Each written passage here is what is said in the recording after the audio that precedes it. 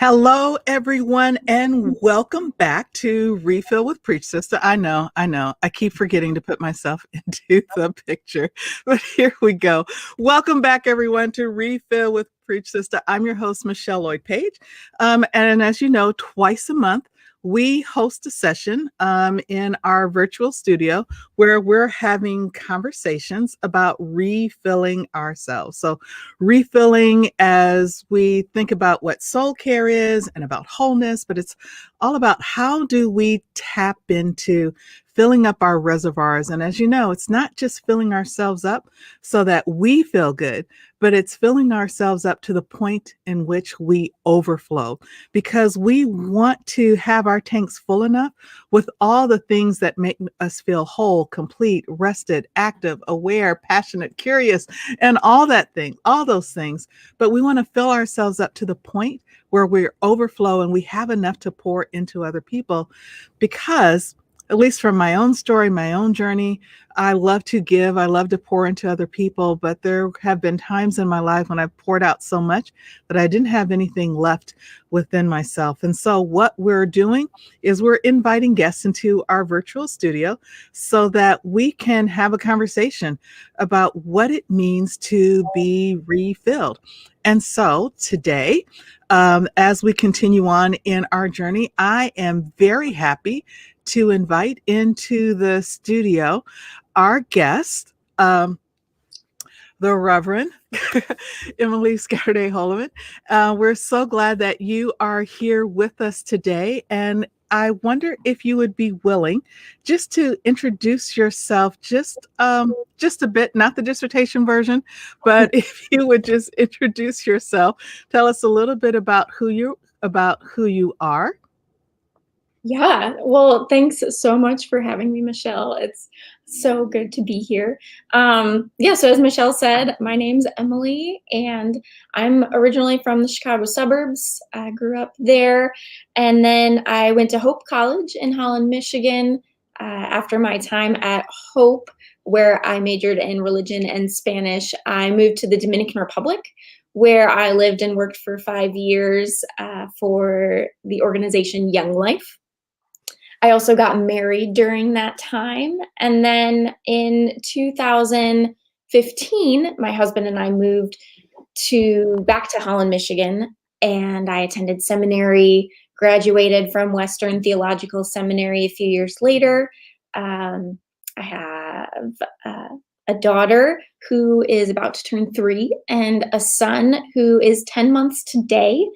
And I am a pastor at Maple Avenue Ministries here in Holland, where I've been a pastor for about a year and a half now. And so, Pastor Emily, one of the things that I so appreciate is your title at Maple Avenue Ministries. Your title is Pastor of Flourishing. Could you tell us a little bit, what does Pastor of Flourishing mean? That's not a title that I've been used to seeing, but it's one that grabs my attention. So could you tell us, what does that mean? Yes.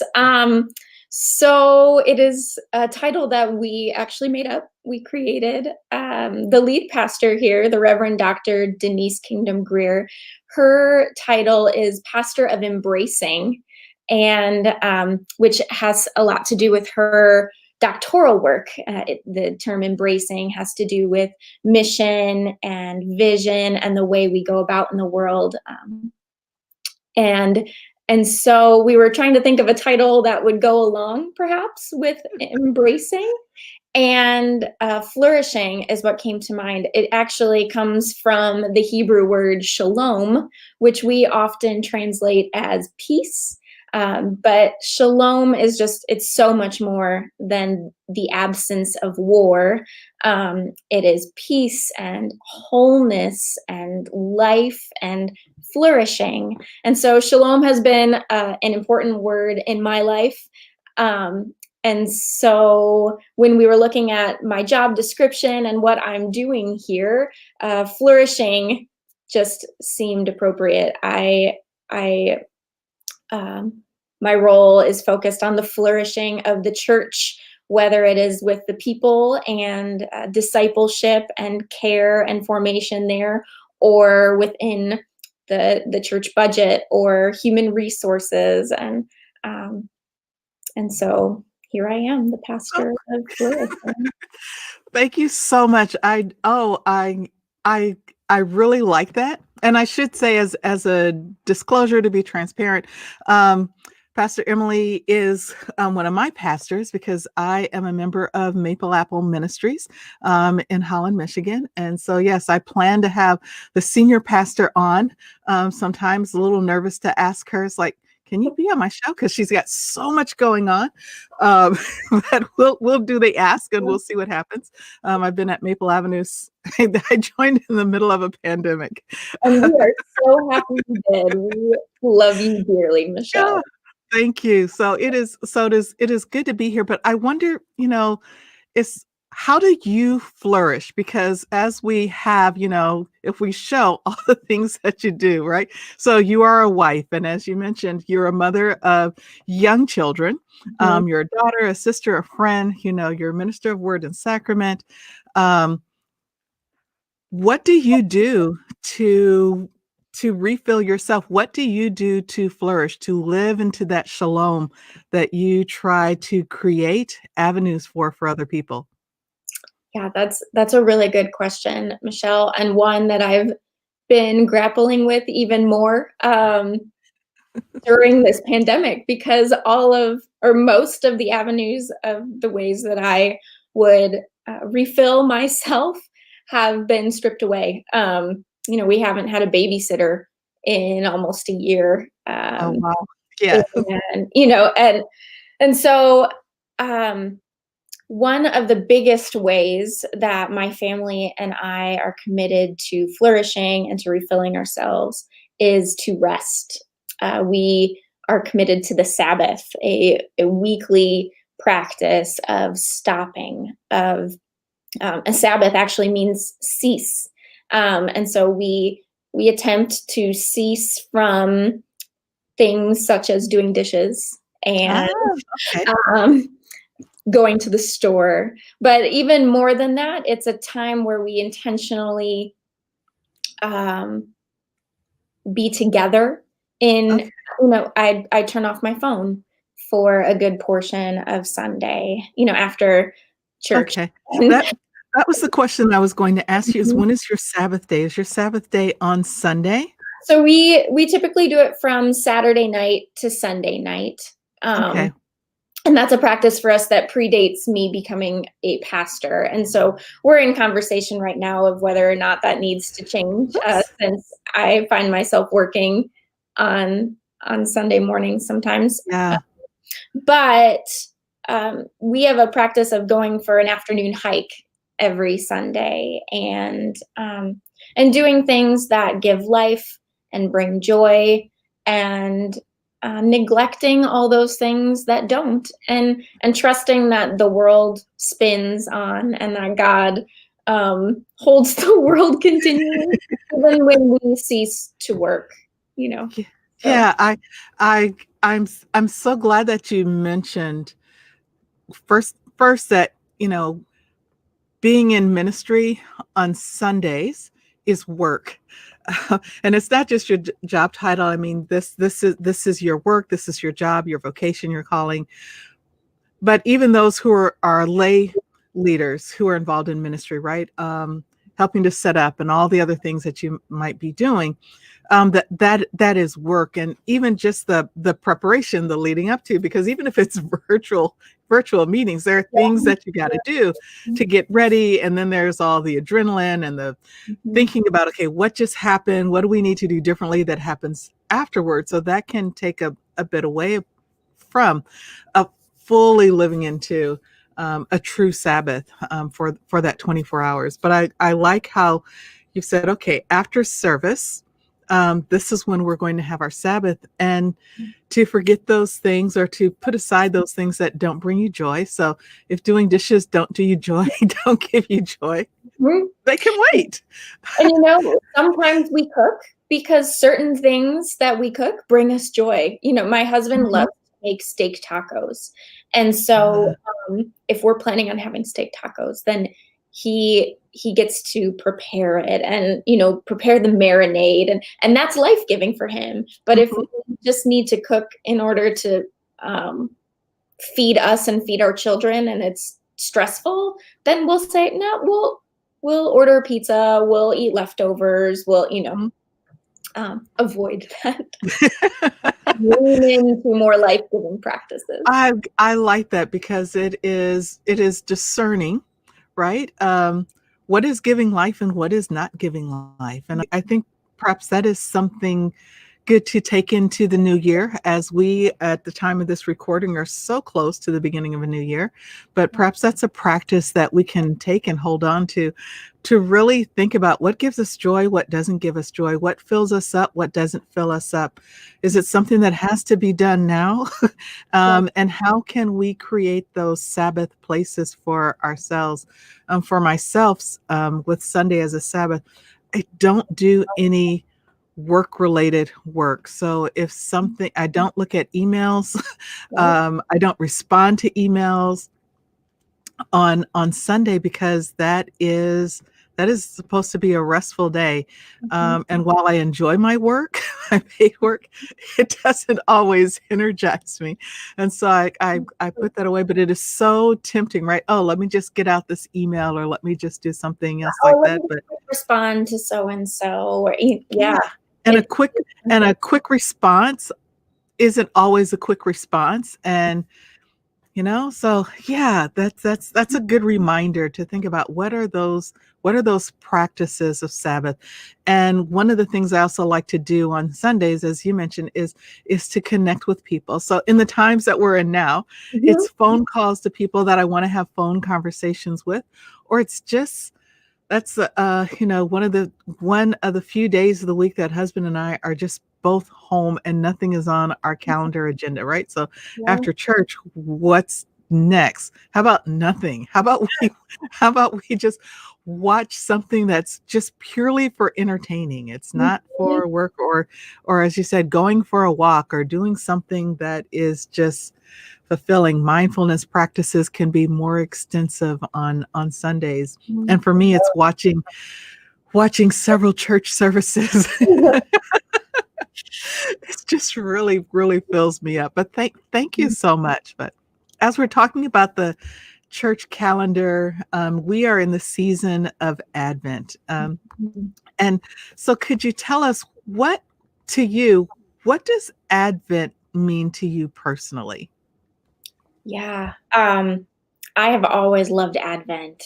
This season, it starts the fourth Sunday before Christmas, and so it's typically right after Thanksgiving. And we enter into this period of waiting, of expecting. And I think even little children get this. They're so excited for Christmas, and it's this anticipation. But for me, I love Advent because one of the reasons I love Advent is because it's a time in the church year where we naturally lean into these liturgical practices. I feel like people around Advent are more apt to want to read prayers or light candles, sing certain songs. And so it invites us into this rhythm, this ancient rhythm, and ancient practices to connect us not only to each other and to the global church, who is also doing these things, but to this ancestral church, this ancient church. And so I think for me, Advent is this time of hope and expectation and longing, but also a time of connection where we get to pray and worship in ways with each other, and with each other in the sense of throughout centuries and throughout the world. I like thinking about that's one of the things about the liturgical year and participating in some of the rituals, the lectionaries, the shared lectionaries, and things like that. Mhm. I like that sense of being connected to something that is so much bigger, right? The large church, because it can feel, we have our church homes, we have those local places that we are filled up and we get connected and we have that, but there's something that just so exciting to think about. It's not just our little church, it Right. is this whole worldwide global connection, to think that we could all be focusing on the same scripture at the same time. We're Mhm. all lighting. So this Sunday, right, we'll be all lighting the fourth candle Mhm. on the same day, right, on the same day of worship. And it will have a similar focus, right, on what it is we're lighting a candle in anticipation of. So there's something about being connected to the whole world. Right. Uh, and especially in this last, well, almost all of 2020, it feels good to be connected Right. I know, I and think something positive. we need practices like these even more than usual. Yes, It's something to cling on to.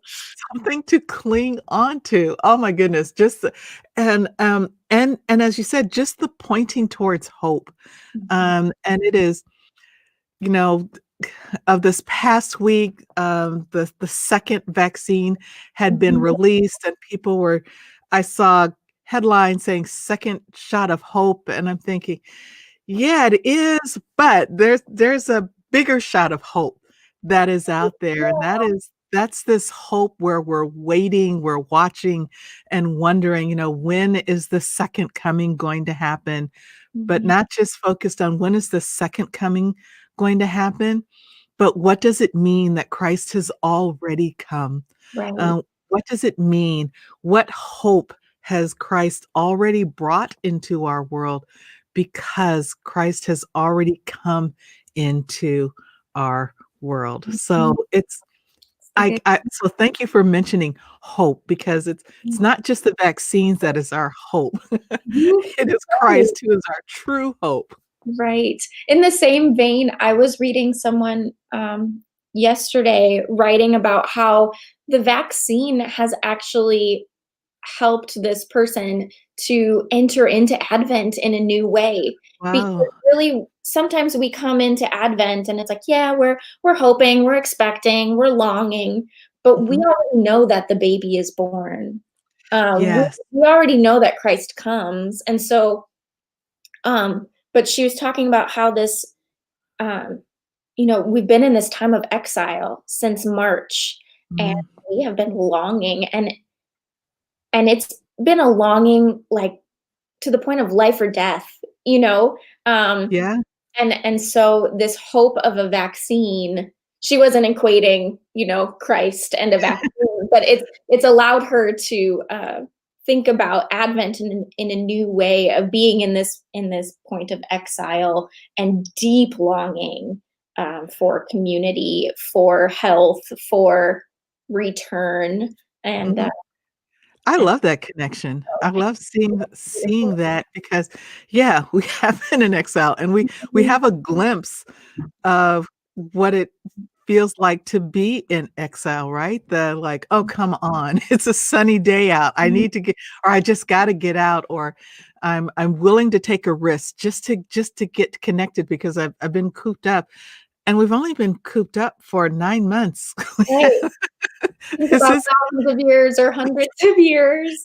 hundreds and thousands of years that we've been waiting for something.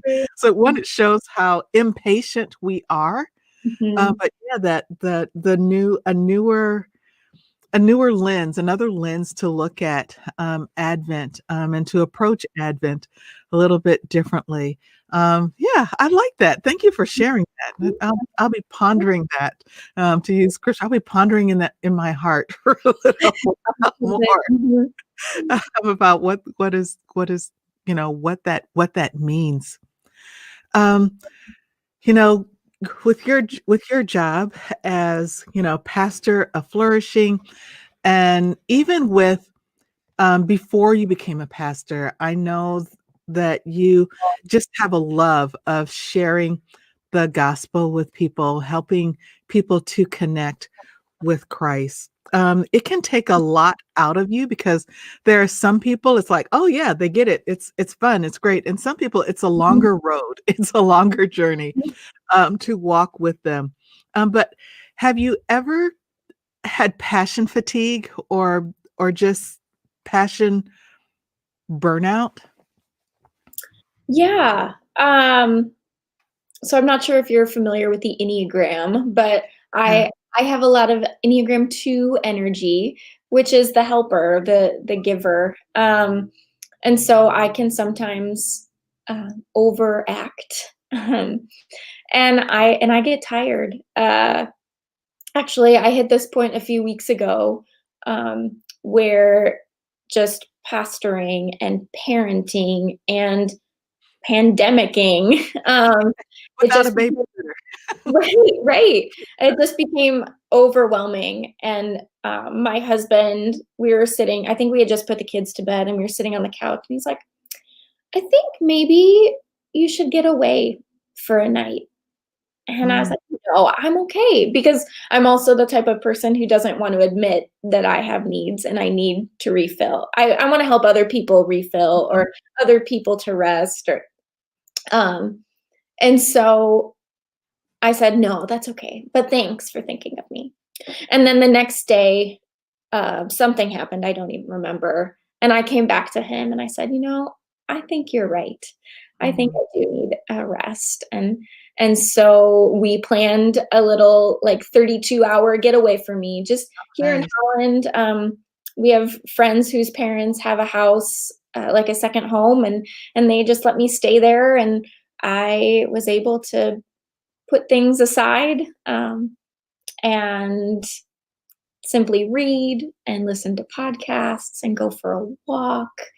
Um, and I ordered out food, and it was extremely life giving. So again, back to that whole Sabbath practice, um, because yeah, I do experience burnout or just especially this year where there aren't as many outlets to refill ourselves. Uh, Yeah. and Th so, Thank you for sharing that, because, um, for people who are their personalities are givers, mhm. it can be hard to admit that you need a break. It's hard to admit that you need a rest. I remember some years ago, I had given a group of friends who were helping me with, the Fresh Anointing Conference, and part of the little registration bag was this little tea bag that had a little note, just a reminder to take a break, and just sip this tea slowly. Mhm. And, people were saying, "Are you going to follow your own advice?" Right? It's like, "Who? What? Me? Me? I need to follow?" It was like, "Oh, yeah, okay." Mhm. Mhm. We do. Um, in addition to taking a break, um, if someone were to come to you, they were attracted to your title and said, "Oh, Pastor Emily, I'm feeling like I'm running on empty." What's Mhm. your best refill advice to give someone? Mhm. Um,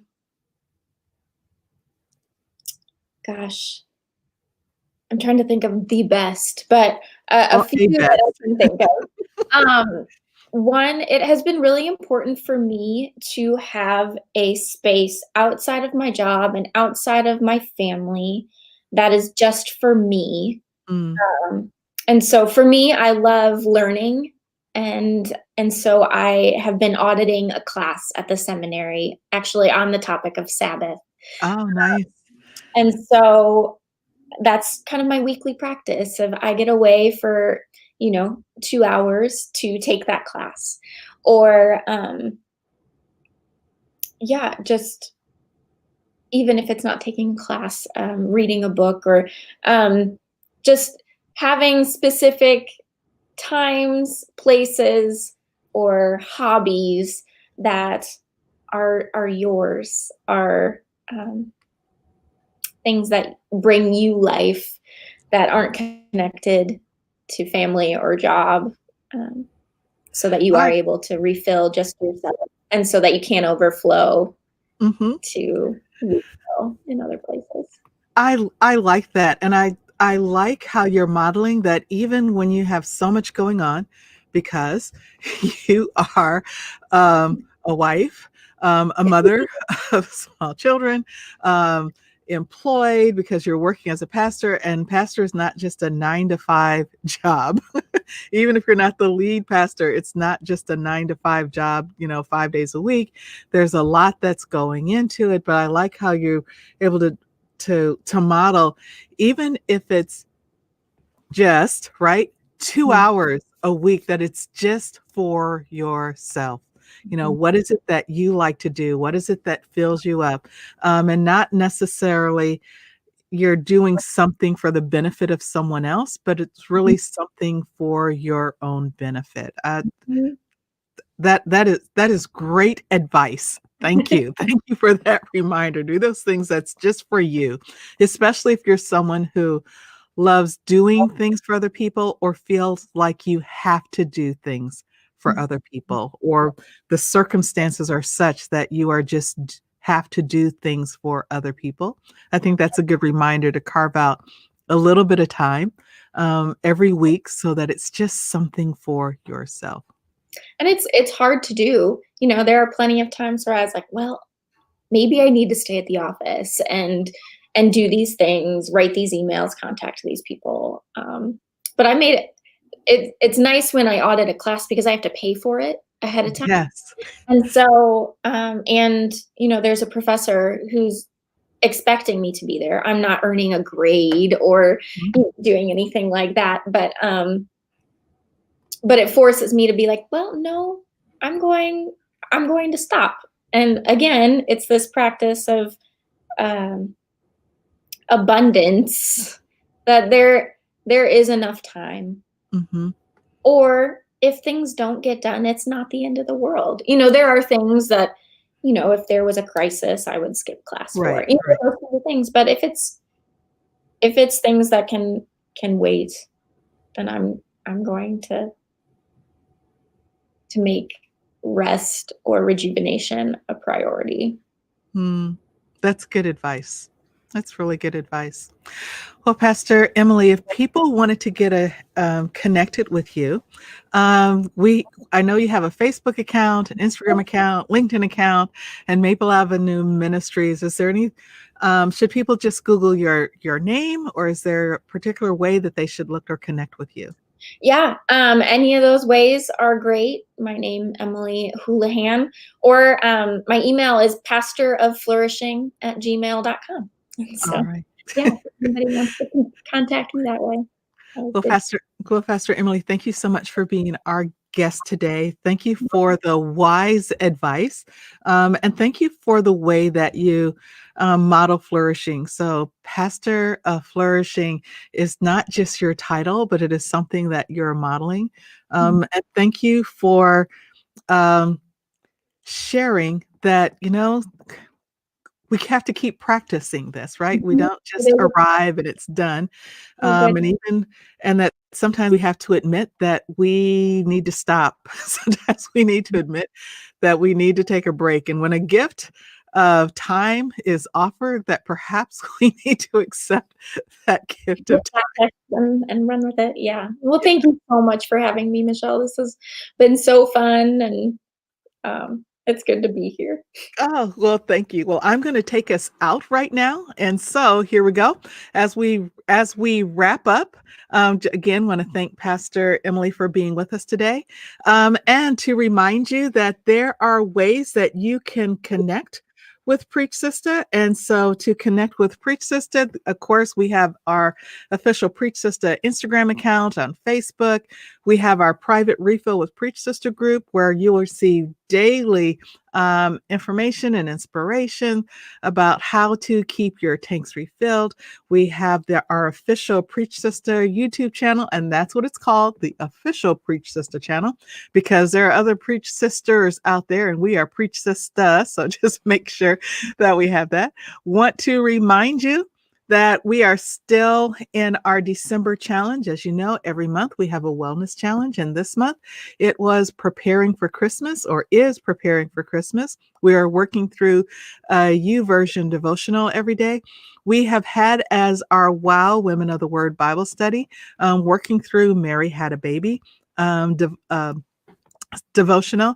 That has been fun. We just had our last session last night, so you can still catch up, but we won't be having a conversation about that. We'll catch you in the new year every first and third Friday of the month. However, going into the new year, it'll be in January, it will be the second Friday of the month, but you'll see that posted on our Facebook account. The women who gathered last night said, can we not meet on the first? And it's like, okay, we don't have to meet on the first.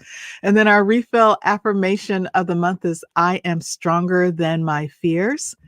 And finally, just want to remind you that Refill with Preach Sista streams live every first and third Saturday of the month. You can find us on YouTube and Facebook. And Preach Sista is all about having replenishing conversations, filling us up until we overflow. Our next episode will be January 2nd, 2021. And want to thank you again for joining us here on Refill with Preach Sista. We'll see you next month, everyone.